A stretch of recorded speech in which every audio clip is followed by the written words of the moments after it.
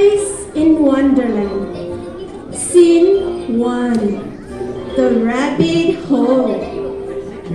One lovely afternoon, Alice sat under a tree, daydreaming about a world where animals could talk. Just then, a white rabbit carrying a large watch came scurrying along. The rabbit looked at his watch as he ran past Alice, muttering, "Oh dear, I am late! I am late!" Alice wondered. How curious, what could Rabbit be possibly late for? She waved at the rabbit, shouting, "Mr. Rabbit, please wait!" But the rabbit didn't stop and continued saying, "I am late! I am late!" Alice watched as he popped into the hole beneath a big tree. Without thinking, Alice followed the white rabbit. Pop! Suddenly, Alice was falling.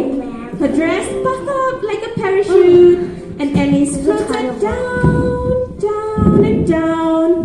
And after a long fall, Alice reached the bottom. Alice could see the white rabbit running down a long tunnel ahead of her. She called, "Mr. Rabbit, wait!" When she turned to the corner, Alice discovered a tiny door. She said, "I'm looking for the white rabbit." The doorknob told her that she was much too big and asked her to try the bottle on the table. Alice drank carefully from the bottle marked "Drink me," glug, glug, glug, glug, glug, glug, glug. With each sip, Alice drank. Now she could fit through the door, but the door was locked. Then Alice ate a cake marked "Eat me." Yum, yum, yum. Then she instantly grew to be a giant. Now she couldn't fit into the door. Alice cried and cried. Soon there was a large pool of tears at her feet. She drank what was left in the bottle, hoping to return to normal size. Glug, glug, glug, glug, glug, glug, glug. And she did shrink, but become so small that soon she was floating on an ocean of tears and was swept through the keyhole. Swish! Splash! On the other side of the door, Alice saw a dodo bird who was heading for the shore. Alice called, "Please help me!" The dodo led a silly race that's supposed to dry everyone off. But since everyone except the dodo was in the water, it didn't work well at all. Then Alice spotted the white rabbit again. She called, "Mr. Rabbit, wait!" And off she went running after the white rabbit.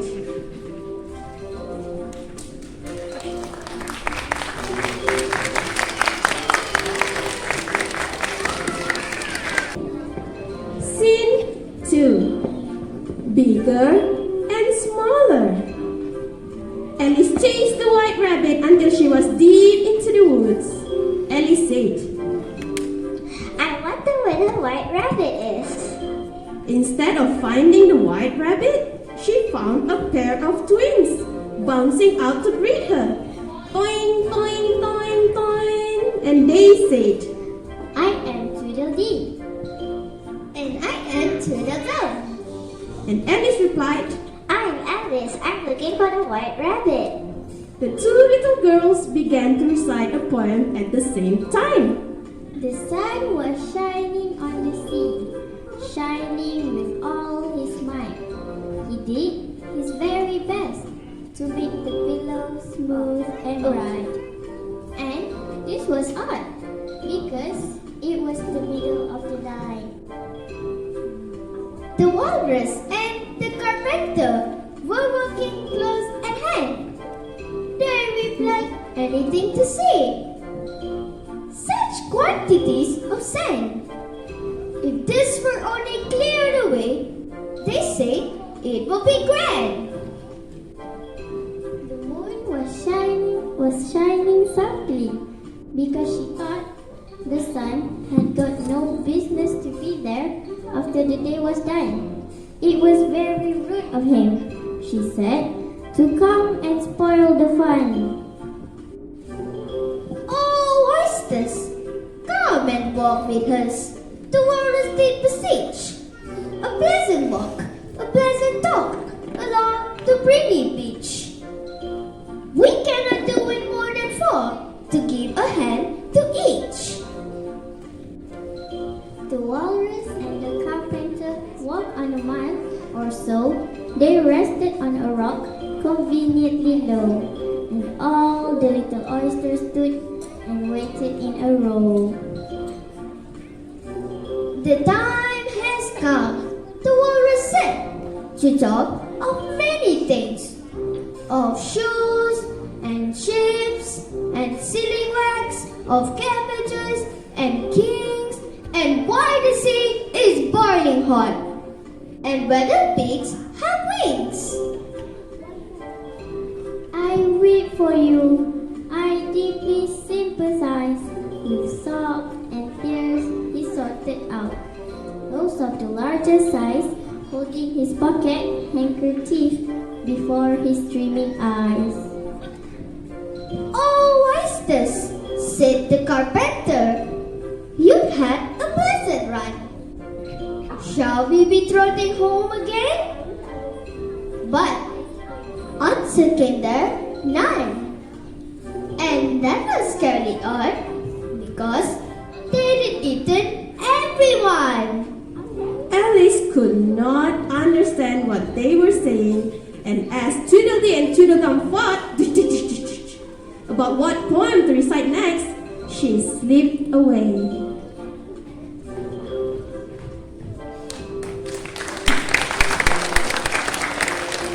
Alice soon saw a strange little house ahead. Suddenly, the door flew open and out raced the white rabbit. He began scolding Alice. Mary Ann, we're doing here. I am late. But late for what? Go! Run inside and flush my gloves. Alice, having grown accustomed to the curious things that were happening all around her, followed his instructions. And Alice went into the house and looked through the chest of drawers. And she said, if I were a rabbit, where will I keep my gloves? She did not find any gloves, but found a box full of delicious-looking cookies. Alice said as she took a bite. This looks yummy. Yum, yum, yum, yum, yum. She had barely finished the cookie when she felt herself shoot up. Shoot up like a telescope. And Alice said, oh no, not again. Alice had grown so big that she no longer fit inside the rabbit's house. Her arms stuck out of the windows. Her feet stuck out the doors. She could hear the white rabbit shouting as he ran away. Help, a monster! Help, there's a monster in my house! Alice reached down to a small garden nearby and pulled a tiny carrot from the ground. As soon as Alice nibbled the carrot, yum, yum, yum, she began to shrink. Now Alice was tiny again.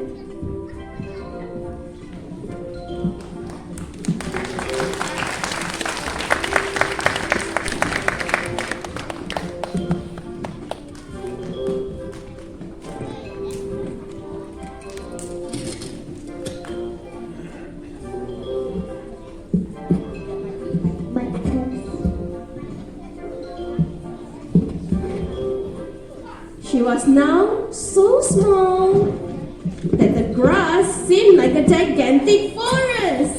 She peeked through the tall grass and saw a caterpillar sitting on top of a mushroom. He sat with his arms folded, smoking a long water pipe, blowing smoke rings in the air. He sang.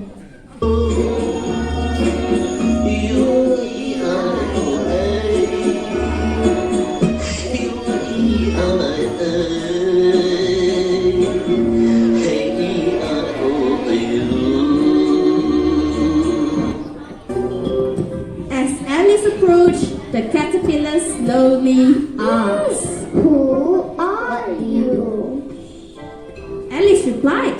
I've changed so many times today, I hardly know myself, you see. I do not see. Explain yourself. I can't, because I'm not myself, you know. I do not know. The caterpillar started to recite a poem for himself. How does a little crocodile improve his shining tail and pours the water of the Nile in every golden scale? How cheerfully he seems to grin, how neatly spread his claws, and welcome little fishes in with his gently smiling jaw. When Alice laughed in amusement, the caterpillar asked again. Who are you? Alice was so irritated being asked the same question again, she walked off. But the caterpillar called her back. Girl, wait, I have something important to say. Alice turned back, folded her hands and asked. Well, Exactly, what is that you want? precisely, I would like to be a little bigger. Caterpillar looked at her for a moment, took a few puffs, and then said, One side of that mushroom will make you grow taller, and the other side will make you grow shorter. And after that, he turned into a butterfly and fluttered away.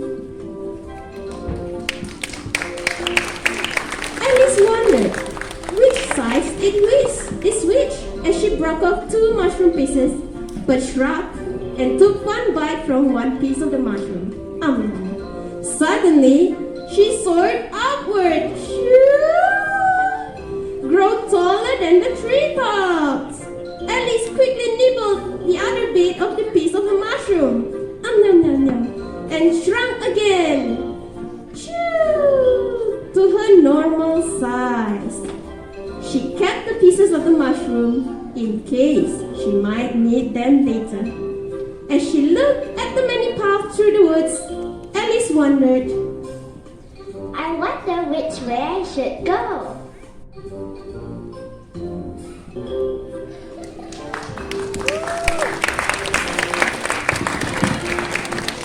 Scene 3. We are all mad here. Although there was no one else inside, Alice heard a singing. Then she saw a grinning mouth, then 2 bright eyes, and finally the whole body of a cat. Meow. Alice exclaimed. Why, you're a cat. The cat replied. A Cheshire Cat. Meow. He had an odd way of disappearing Meow. and reappearing Meow. as he spoke.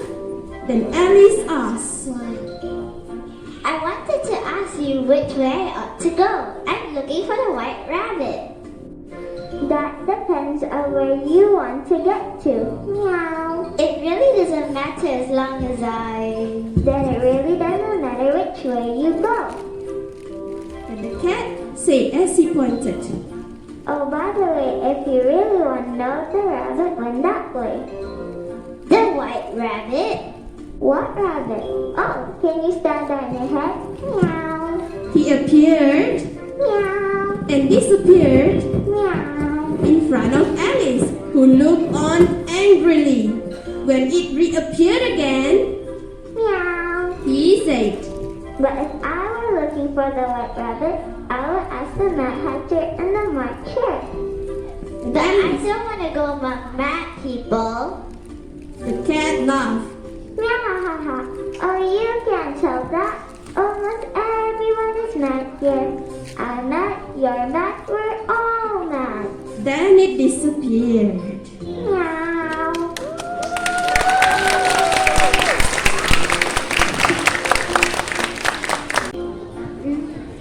Alice walked, and soon she found herself at a very unusual tea party. The Mad Hatter and the March Hare were singing and wishing each other merry unbirthday.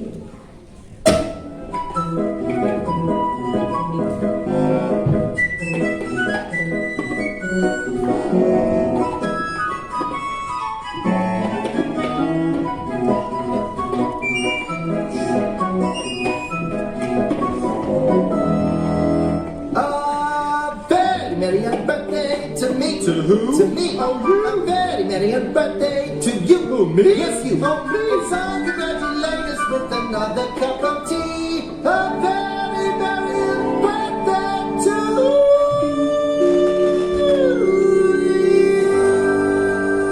you. Alice asked politely. I'm sorry to interrupt your birthday party. The Mad Hatter said. This isn't a birthday party. It's an on-birthday party. Alice tried to join in, but the bear shouted. No! Alice was surprised. I don't understand. March Hare laughed and said, A birthday? Oh, she doesn't know what a birthday is. and Mad Hatter said, We only have one birthday a year, so we have 364 on-birthdays. Alice said, So today's my birthday then. and March Hare said, It is. so they sang Alice and Anne's birthday song. A very merry birthday to me. To who? To me. Oh, you. A very merry birthday to you. Who, me? Yes, you. Oh, me. And so congratulate us with another cup of tea. A very merry birthday to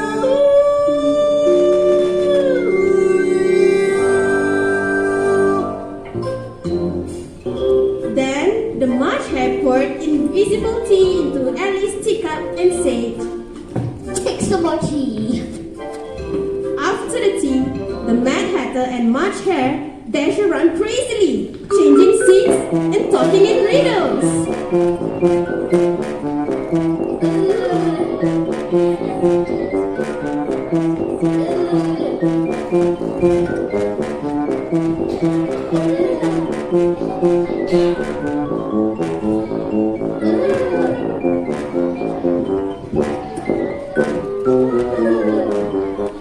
The March Hare suddenly stood up and said, I got a great idea. Let's change the subject. then the Mad Hatter asked Alice. Why is a raven like a writing desk? Alice replied. I don't know. Why is a raven like a writing desk? The March Hare then suddenly cried, pointing to Alice. Oh no, be careful. She's stuck crazy mad. Suddenly, the white rabbit raced in, worried he was late, saying, Oh, I am late. I am late. The Mad Hatter grabbed the white rabbit's watch and dipped the watch into the teacup. And he said, Of course you're late. Your watch is 2 days slow. and the March Hare said, We have to look into this. they tried to fix the watch and ended up destroying the poor rabbit's watch. Toing! Seeing this, Alice stood up, shook her head, and folded her hands, saying, This is the stupidest tea party I've ever been to. I'm going home. Just as she said this, she noticed that one of the trees had a door leading right into it. She thought, Everything's so curious today. I might as well just go in. and in she went.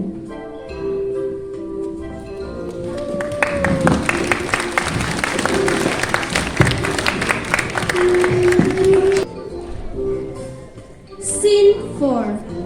Off with her hat.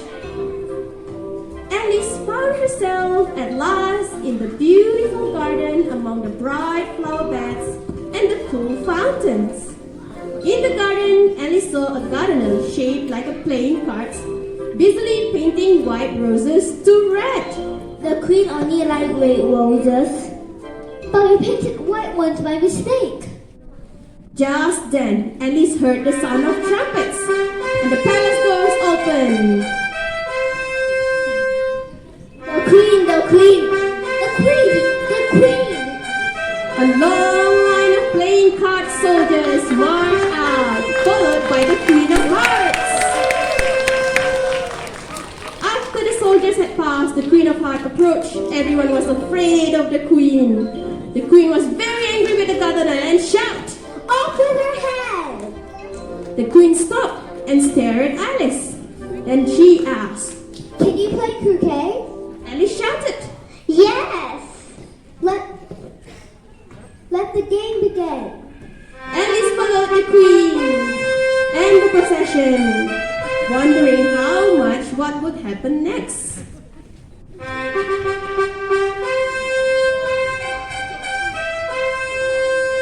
The queen's curious game of croquet had hedgehogs instead of bowls and flamingos instead of mullets.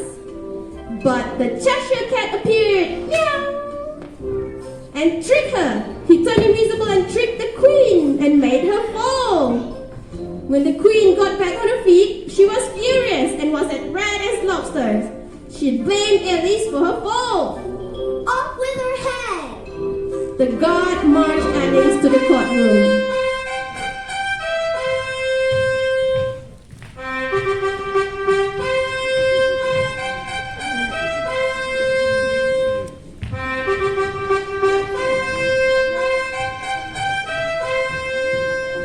Alice found the queen was the judge, and once again the queen bellowed, Are you ready for your sentence?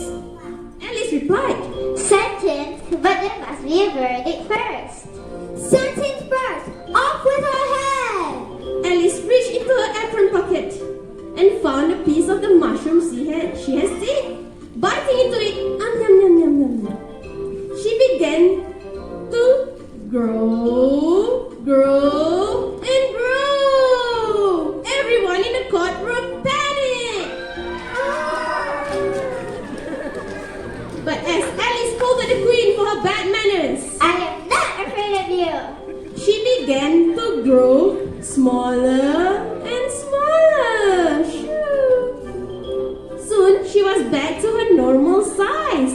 When Alice was no longer a giant, the queen ordered her soldiers to capture the girl. Off with her head! The Queen of Hearts had a long line of guards chase after Alice.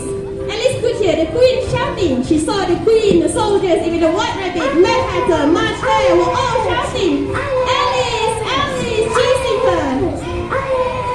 Their voices sounded faint and far away. They all seemed to be calling her name, Alice, Alice.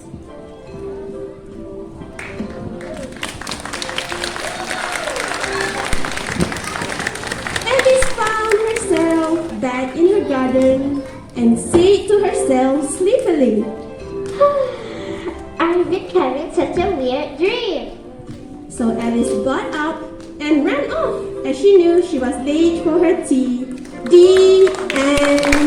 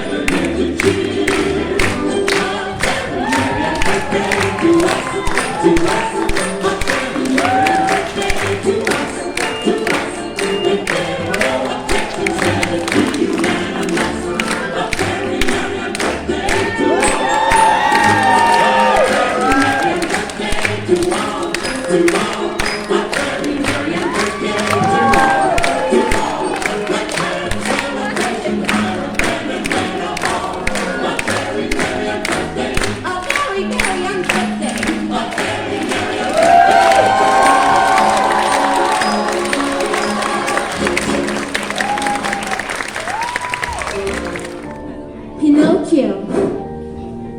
Scene 1. The Blue Fairy.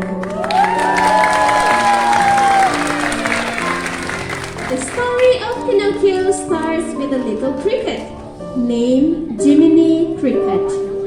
Hello! Do you believe wishes can come true? Well, I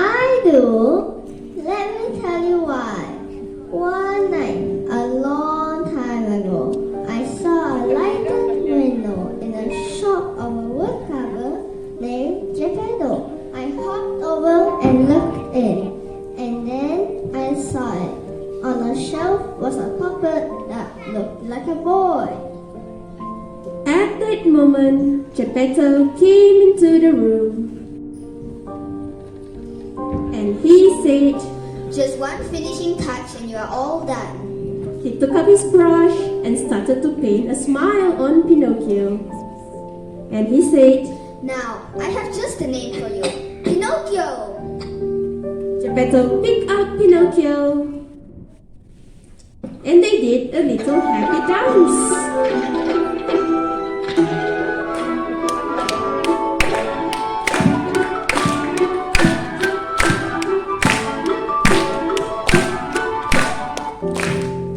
As it was late, Geppetto decided to go to bed.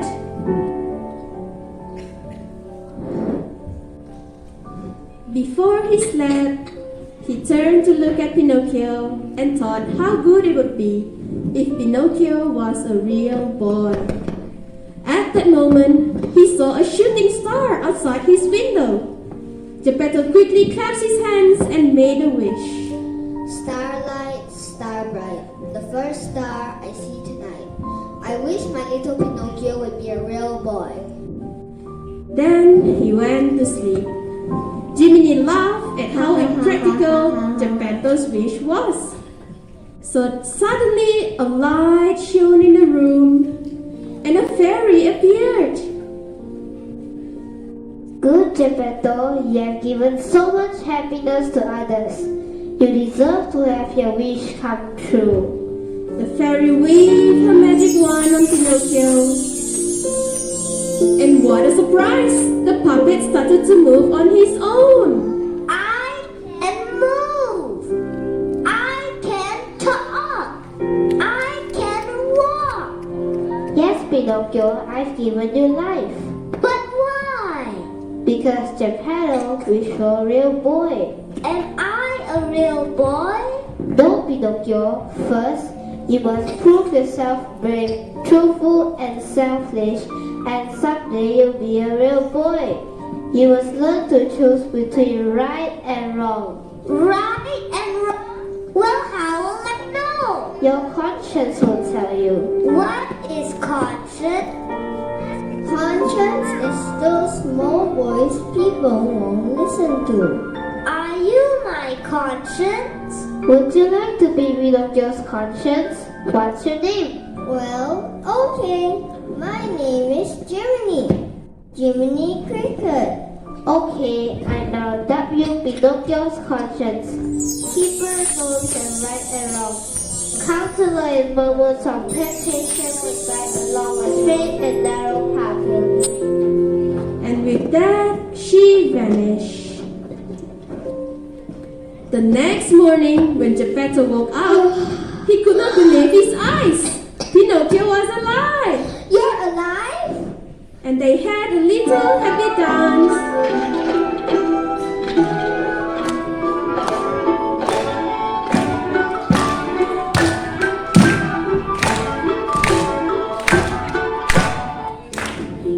After they had a happy little dance, Geppetto said to Pinocchio, Pinocchio, you need to go to school.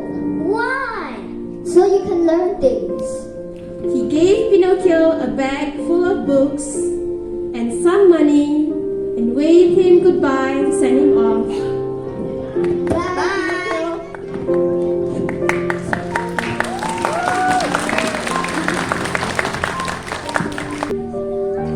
Scene 2. The Puppet Show. The next morning, Pinocchio set off for school. He did not realize two sneaky-looking characters were looking at him. The fox said, Oh, look at that. A live puppet without strings. We can make a fortune and we sell him to Stromboli for the puppet show. The fox rubbed his paws together greedily. Ha ha ha. As Pinocchio walked past, he tripped him with his cane. Oh, I'm terribly sorry. My name is Honest John, and this is my friend Gideon. He bowed to Pinocchio. Where are you going? I'm going to school. School? Why waste your time at school? A talented boy like you should be on stage. You mean like an actor? Yes, come with us. We'll make you a star. Pinocchio followed almost John and Gideon, while Jiminy tried in vain to get his attention. But Pinocchio was not listening.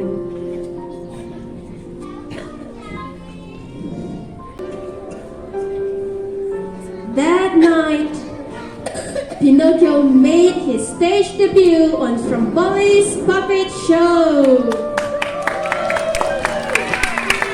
Ladies and gentlemen, may I present to you something you refuse to believe. The crowd murmured loudly and wondering what he was going to present. Introducing a puppet that can sing and dance without strings, the one and only Pinocchio!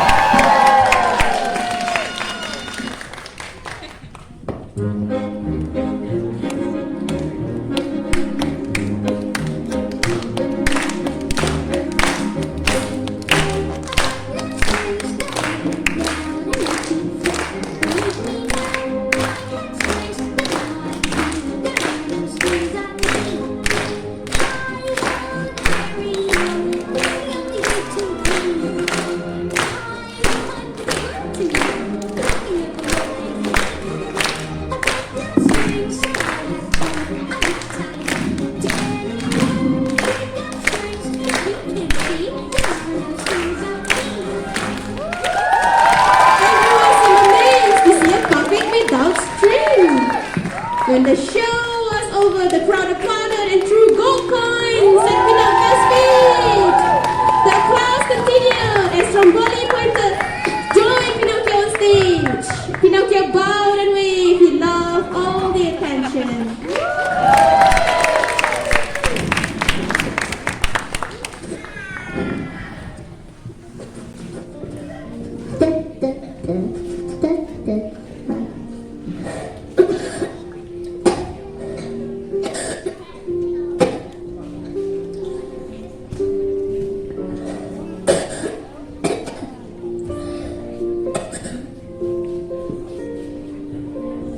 But after the show, Pinocchio was in trouble. Stromboli had locked him in a cage because he did not want Pinocchio to leave.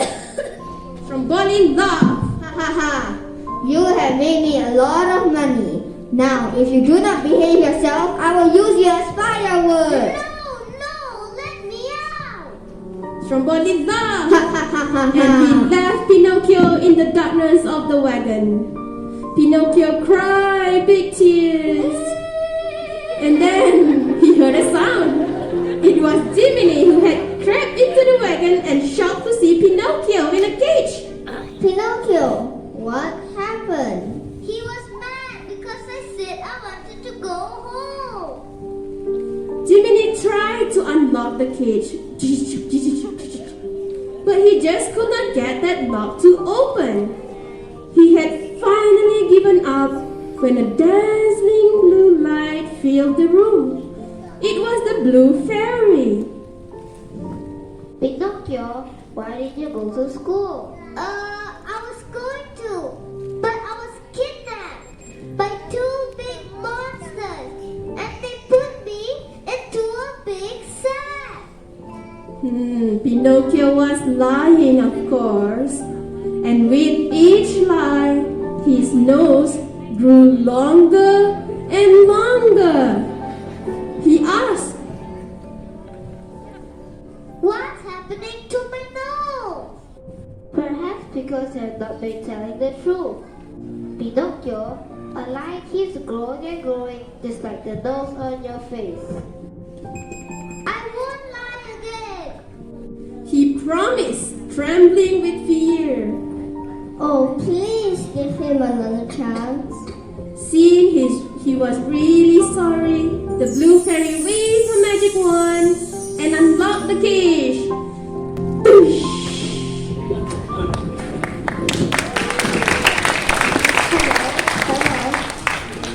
Remember, a boy who won't be good might as well be made of wood. I'll be good.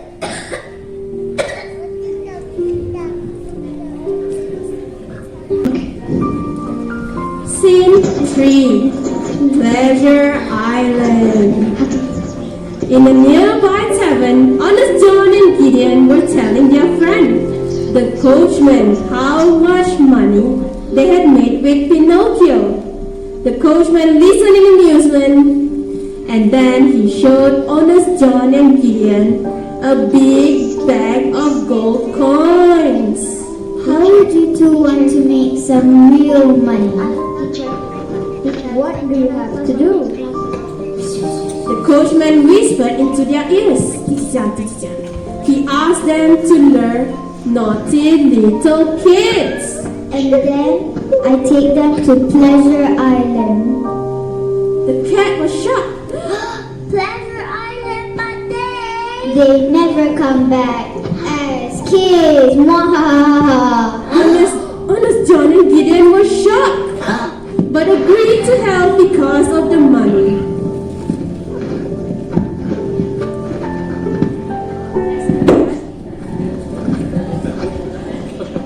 There's a coachman leaving tonight. We meet at the crossroads. After they had taken the gold coins from the coachman, honest John and Gideon went out to look for naughty little kids.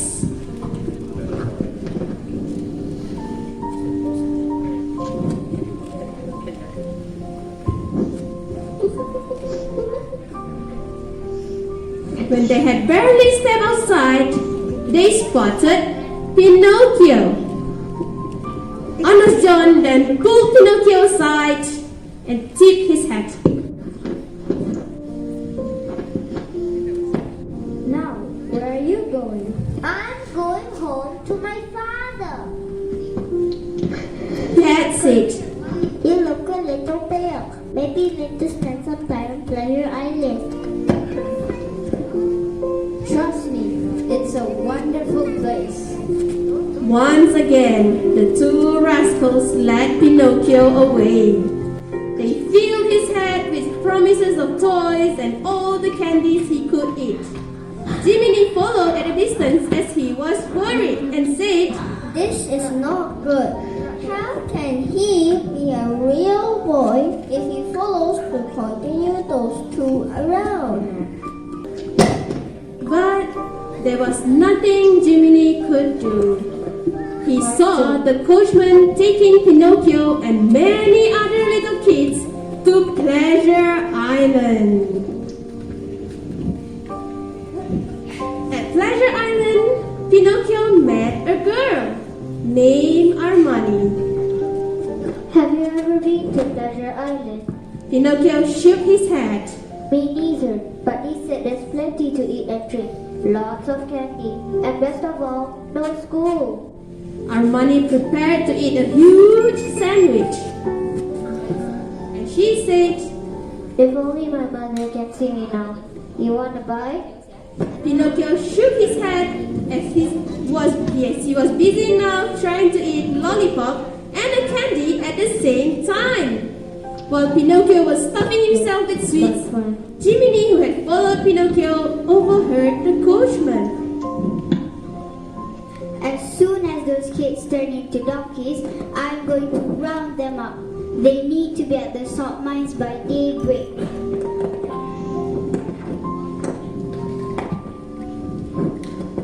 Hello, and what's your name? My name is Alexander.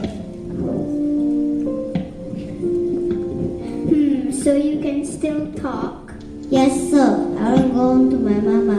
I want my mama. Let's wait for it. Suddenly, the boy's cries for mama turned into a brace of donkey. The donkey jumped wildly around the room. The coachman laughed. Ha ha ha ha. You'll do. You'll fetch a nice prize. As Jiminy saw the coachman leading the donkey away, Jiminy ran to tell Pinocchio, but they both only laughed. Ha ha ha ha ha ha ha. Armani said, The Vito. He's my conscience. He tells me what's right and wrong. You take orders from a grasshopper? Jiminy stomped off in anger as they continued to laugh at him. Ha ha ha Armani said, Nothing bad is going to happen. no sooner had she said this, she sprouted donkey ears. Pinocchio stared in horror as Armani also grew a tail. What's fur? But Armani continued laughing, Ha ha ha ha. not noticing what was happening. Suddenly her laugh turned into a Hee haw. ee-oh, ee-oh. Armani cried. As she indeed turned into a donkey. She galloped around the room in panic. Hee haw. Hee haw. Suddenly, Pinocchio saw he too had sprouted donkey ears and a tail. Pinocchio shouted and called for Jiminy. Jiminy, Jiminy, help! Jiminy Cricket rushed into the room and shocked at what he had found. Quick, we gotta get out of here. He led Pinocchio to the edge of the island. And they both jumped into the sea. Jump, jump, splash.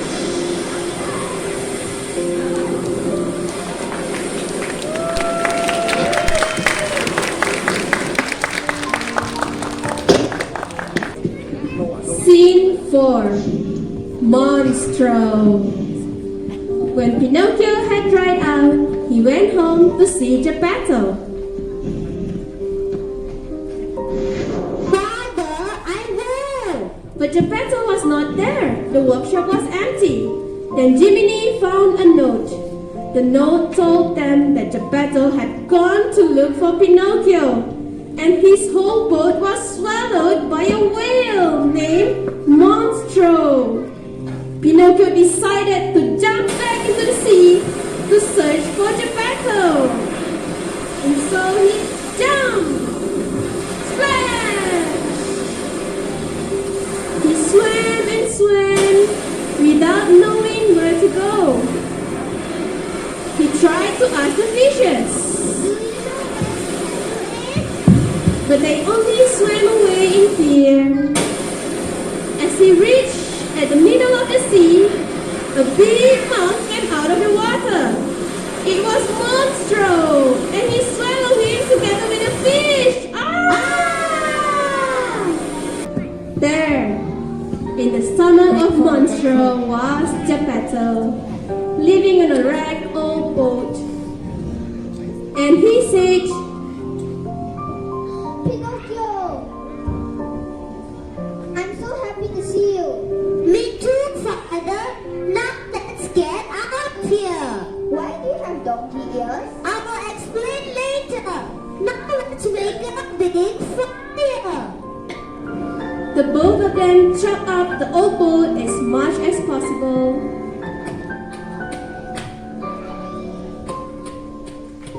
And they lit up a fire. A huge flames and black smoke came out of the fire.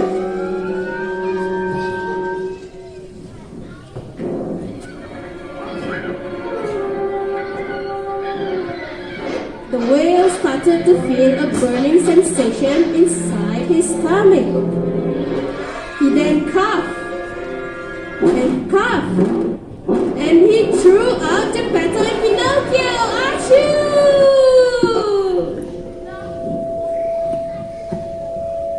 Eventually, they were both washed up on shore. Geppetto looked around. Once he was on the shore, and to his dismay, he saw Pinocchio lying motionless in the water. Geppetto carried Pinocchio back to the house and laid him on his back. He sobbed and said,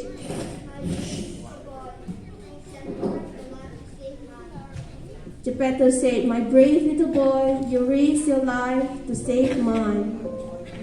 Then all of a sudden, the room was lit up by a brilliant blue light. The blue fairy appeared. She waved a magic wand over Pinocchio.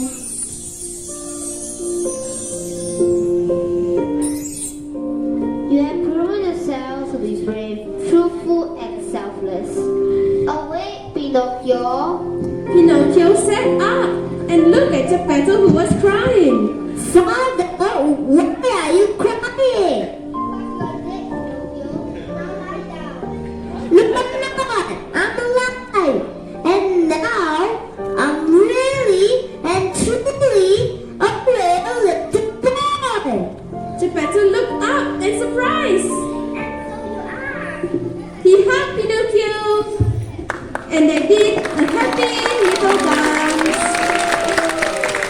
And this time, without any strings. Jiminy Cricket watched the Jaya sing and said, Now you know wishes can come true. "The end."